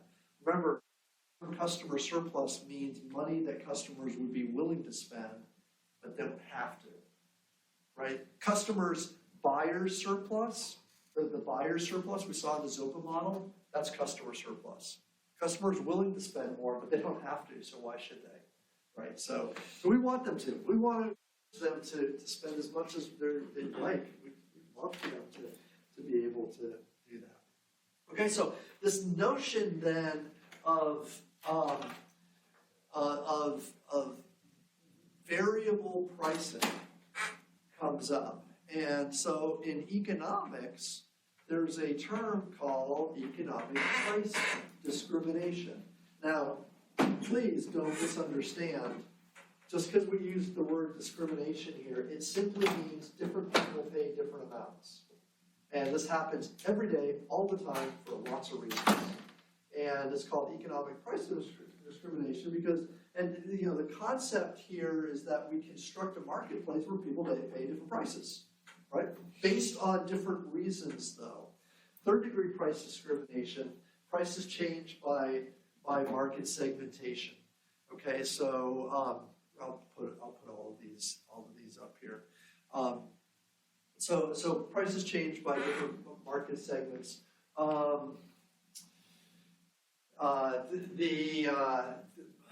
The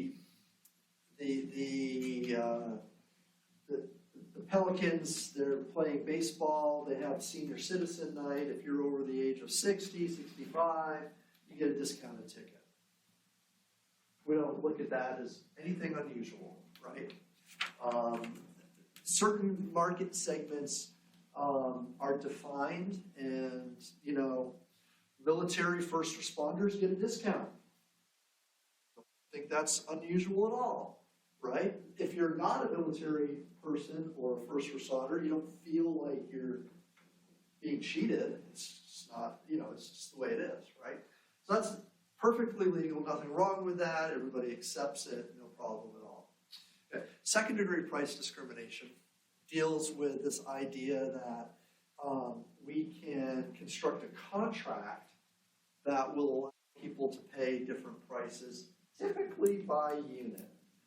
So if you prefer to buy a case of Coke, your per unit cost will be less than if you prefer to buy a single Coke at a time. Nothing wrong with that. Right? We do this all the time, bulk discounts, right? That's an example of second-degree price discrimination. Third-degree price discrimination deals with this idea that based on demand, some people are willing to pay more than others. And so we construct mechanisms, we try to construct mechanisms where people pay what they're willing to pay, not less, but they don't have to pay more than they're willing to pay either. But it's a real challenge, right? This is hard to do. So the price of the airline tickets, it varies all the time, depending on how soon the flight leaves, how many times you search that flight on the internet. If you have cookies on there, we'll track that and we'll know how desperate you are to get that flight. The more desperate you are, the higher your price is going to be, right? If you have to be somewhere, today's Thursday, if you have to be somewhere on Saturday and you're buying a plane ticket for tomorrow, you're going to pay more than the person who's sitting next to you on the plane who bought their ticket 3 months ago. Does that make sense? You're desperate. You need that ticket. Yeah, we're going to charge you more for it. I mean, that's just kind of the way it is, right? And so if we can create, if we can capture demand and reflect that in our price, and that's this third type of price discrimination.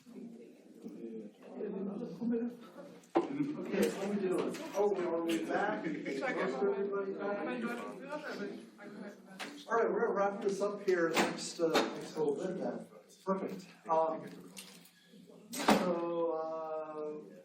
right, so this whole idea of multiple price points leads us nicely into this concept called dynamic pricing. Okay, so being able to let your price fluctuate as demand fluctuates creates some very positive, though challenging, market situations. So we're going to go back just real quickly. By the way, if anybody's interested, I was just super curious just in general, who drives the pricing decision? The cost or customer? It was 18-4. 18 customers, 4 costs. So that was just interesting. I think a lot of folks would say cost, but I was totally wrong on that. Awesome. All right, so just FYI. So we're going to do this price line one more time, and we're going to do a demand curve like this. So this is price, and then this is going to be like demand or sales. Remember, we can always add cost down here for the product, whatever the cost is for the company. And again, this is like a demand curve, so this is like an aggregate. This is everybody in the marketplace, all in one line. So each little spot on that blue line now represents an individual consumer's price point or budget. Okay, so all the different spots all along the line. So basically the idea here is that if we had a fixed price, we could possibly make one of 2 errors. People would either underpay or people would not buy at all because the price is too expensive. So what if, though, we were able to offer lots and lots of different price points? If each consumer had their own price point, and we did that all the way along, then everybody would pay exactly what they were willing to pay for the product. Okay, so just imagine that. Just imagine an environment where you could pay what you wanted. You don't have to pay, you don't have to overpay, but at the same time, there's inducements in the mechanism to force you to pay exactly what you want. Okay, then you're not going to be overpaying, but you're going to be paying what you're willing to pay. At the same time, the firm has the opportunity to service or sell everybody in the marketplace. So everybody who wants the product can have the product, and the firm doesn't leave any money on the table, and all the sales are captured. So it's like the best of both worlds, right? It's kind of like fantastic. That's exactly what we want. Firms will maximize their profit potential from a demand curve or from a customer market. So their profit, they won't leave any money on, make as much money as they possibly could from that marketplace. So the firm achieves their best performance financially that they could ever want from that market, and everybody in the market gets the product. So sometimes we call this, or there's a concept called consumer welfare, or kind of the efficiency of the market, and this captures a lot of elements of that, where everybody gets the product, nobody overpays, the firm maximizes profit. It's like this amazing thing that can happen. So the challenge here is, well, how do we do that? How exactly can we do that and make that happen? In digital technologies, we're getting pretty good to identifying how desperate a person is and setting a price based on a willingness where we think they'll be able to pay. So imagine if you have millions of consumers who are looking at products, and you're able to capture the price points they buy at. And say you're able to do some experimenting where you boost the price up a little bit, and you see who doesn't buy, and you see who continues to buy. And you add in a little AI, a learning system, right? Some machine learning, a learning system where we can learn like these little nuances. So we bump the price up a little bit, this person drops off. What are the characteristics of that person who dropped off? And can we identify them? Because we know anybody who has those characteristics, while they won't pay the bumped up price, they'll pay the price right below it, right? And, oh, hey, we bumped the price up and somebody else bought. We know that they'll buy at that price point. Where else will they buy, or where will they stop buying, right, if we keep pushing the price up? So imagine hundreds of millions of simulated transactions that could take place in an AI or computer-generated space where we could predict, all of these different price points where people could do. And then in the real world, we'll go ahead and identify people and offer them the price we think that they would most likely have. Now, here's the key. The price can't be it has to be able to change. It has to be able to float. Two people can't be looking at the screen at the same time because we've got two different price points potentially. That's one of the ways. Just think about individual sales. One reason why we can charge people different prices is because they're both not at the same place at the same time. We can negotiate one deal, and then we can negotiate a second one. They don't know about it. So there's this thing called information asymmetry. And buyers don't oftentimes have a lot of information about deals that are happening. Whereas if I'm one seller and I'm selling to lots of buyers, I have all the information on the deals that have happened. I know how much my cost is. The buyers don't know what the cost is, and they don't know what's happened in any of these individual deals.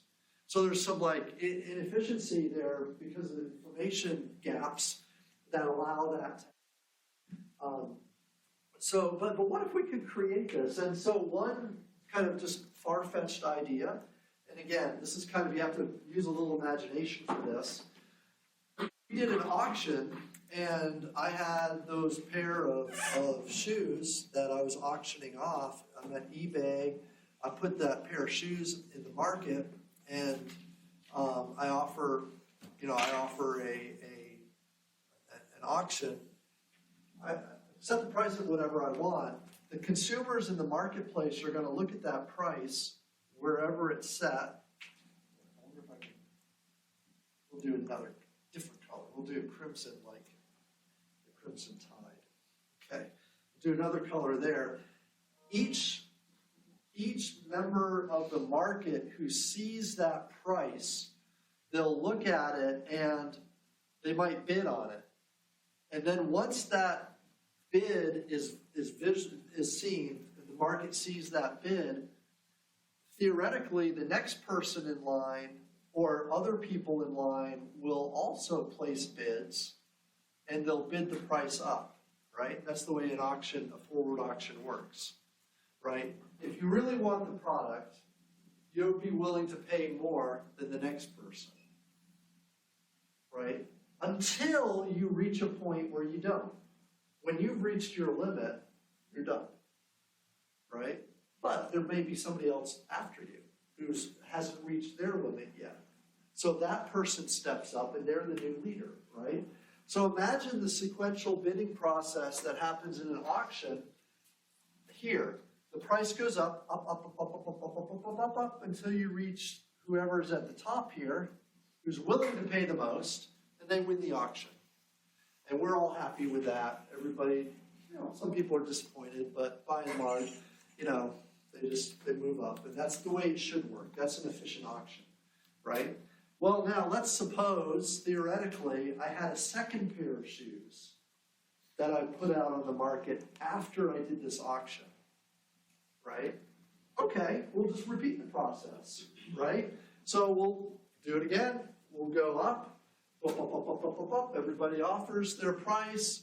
Now, whoever's number 2, or the second highest, who's now the highest, because the first person's gone, they've already purchased, pays and buys the product, right? Now, we're creating the mechanism for an efficient market in the sense that every time I offer a pair of shoes, whoever wants the product the most bids the price up to their reference price or their budget line, and they win the auction. Let's say we repeat this a couple 100,000 times. We just keep doing it, right? And eventually, now again, it's a little far-fetched because it may not be real feasible to do that, but theoretically, this is the idea, that if we can create these market situations where people are willing to pay their budget, then that's good. Now, eventually you get to the very end where there's very few people left in the marketplace, you offer the product, and that person gets finally to their price, whatever that price is. This was P1, this is P2, and it goes down to however many buyers there are. They again get to the price, assuming that price is above my initial reservation price, or at least above my cost, whatever that is, then we're in good shape. We're still making money. The firm I've made every dollar out of that market that I could make. There's not any money left out there, and everybody who wants the product pays exactly what they want. And it's magic, right? I mean, that's like beautiful the way that could work and that can happen. And so that's what we're trying to do. So we had this article, we had a couple articles actually, and there's one in particular, I'm not sure if you've gotten a chance to read it yet, but it is by Sloan Management. It's a Sloan Management article from the Sloan School of Business. And it talks about dynamic pricing and sort of why you would want to do dynamic pricing. So why would we want our price to change? Why would we want it to be manipulated? There are 7 different reasons and a little inset in that article. Did you guys read that article yet? I don't know if you had a chance to. Really kind of lays the groundwork for dynamic pricing. It's a fantastic little piece. And so yield management. So let's say we have limited capacity. Airlines have limited capacity on every flight. Concerts have limited capacity on how many people could come in. Organizations who want to control product quantity might only do a limited run of production and have limited capacity or limited products that are out there, numbers. So if you only have a limited amount of space, then one of the ways you control demand is by raising and lowering your price. So let's say we're coming up to a big weekend, I only have 250 hotel rooms. I'm gonna put my price up higher, I'm gonna dampen down demand, so that I yield is, I sell out, but is maximized, if you will.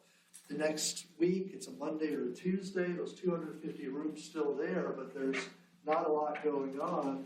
So I've got capacity, so I lower my price to try to boost demand on those evenings, right?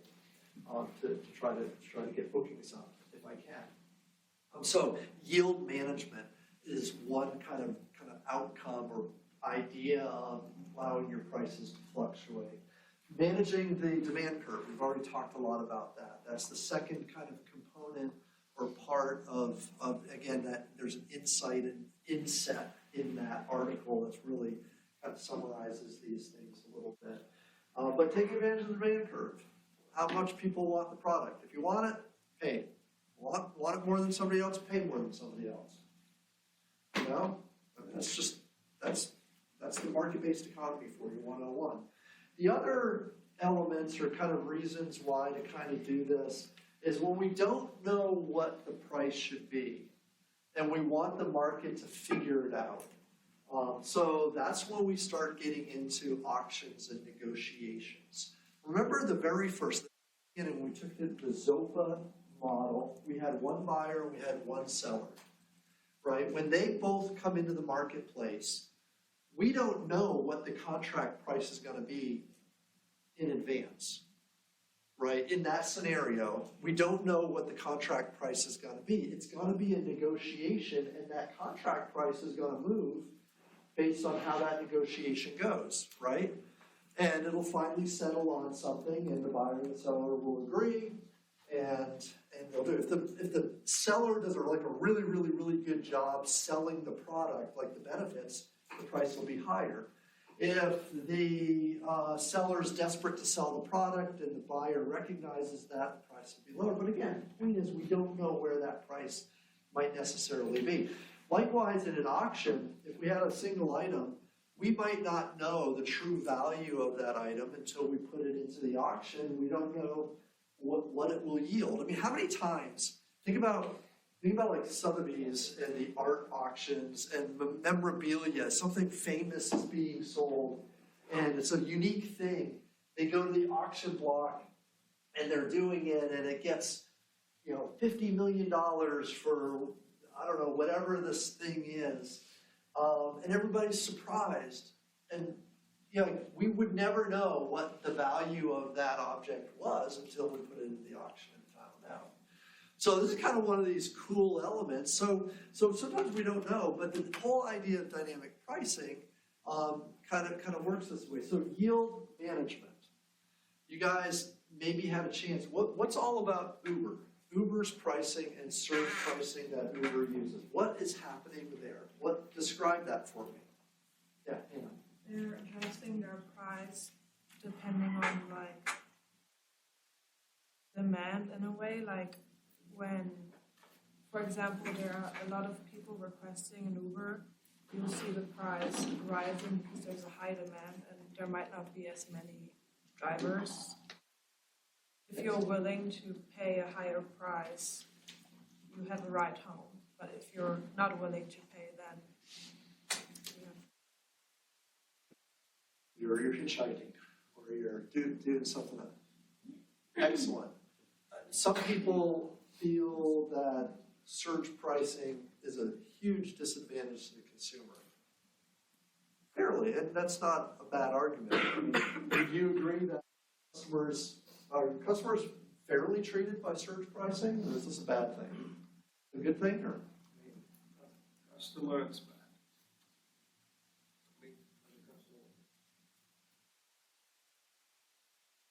Well, why is it bad? So if the demand is high, is that I will have to pay is also high. Yep. As a customer for me, So in some cases, fixed prices, like if I went to the supermarket and I was buying my Campbell's soup and the price changed every week, that might be detrimental to me. fixed prices make sense in some cases. If you fly to a new place, you land at the airport and you want to ride to the center of the city, many places will have a fixed price rate for that ride. If you ride like in a taxi cab or hire somebody, right? It'll be a fixed rate.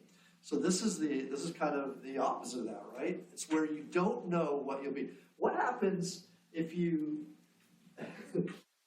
go, and I know this from experience, you go to that concert 4 hours, 3 hours before you go out to eat, you're having a good time, you go to that concert.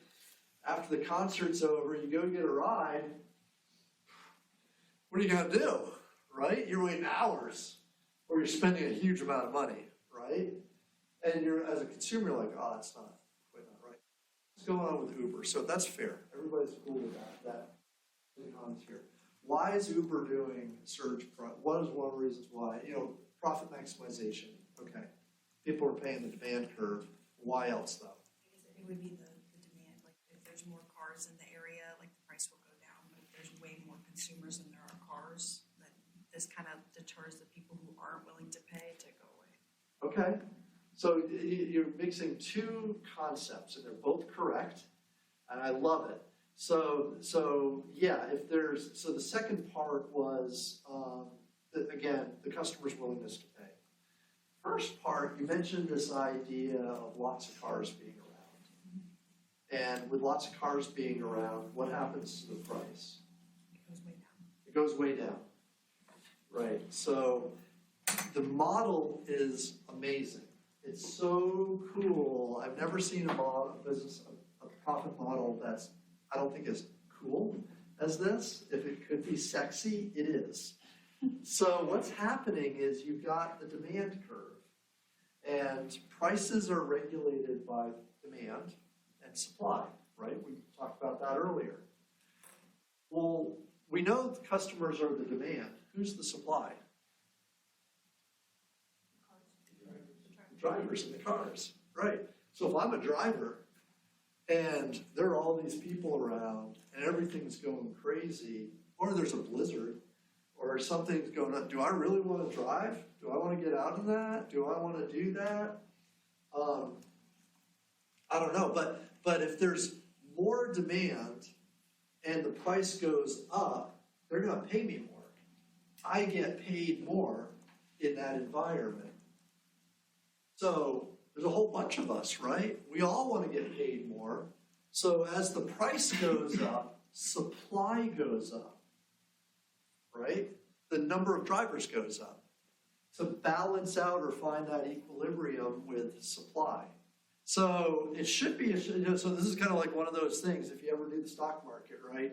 You're like, well, price is going up, so buyers are coming in. As soon as a lot of buyers come in, the price settles down or goes down, right? It modulates that way by buyers and sellers. That's kind of the way it works.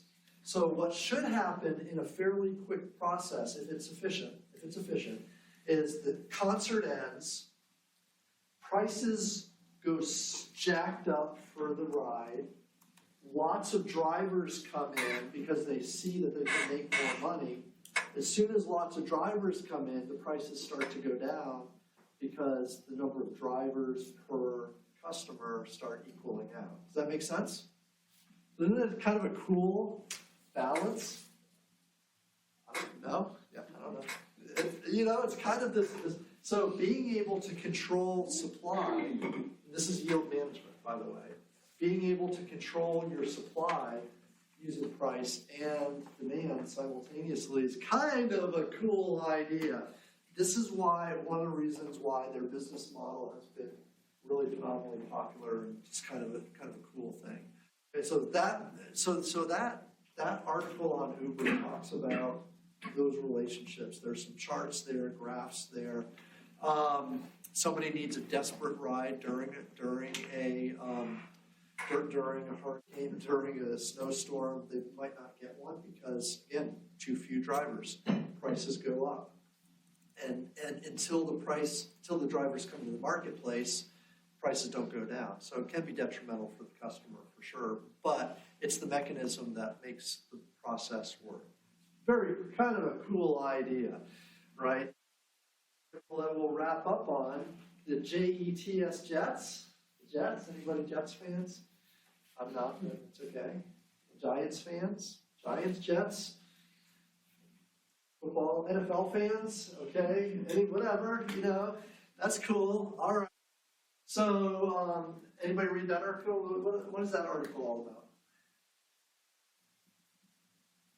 It was like the Jets were deciding to list up some of their premium seats or like some of their seats for like auction instead of like fixed prices, so that they let like the fans themselves like bid on what they wanted to pay for. Yep, that's basically the idea, right? They're doing personal seat licensing, which is a very common practice. Most properties will do PSLs, where, right, what's a PSL? Do you know what that is? Anybody? Personal seat license? It's repeated often in that article.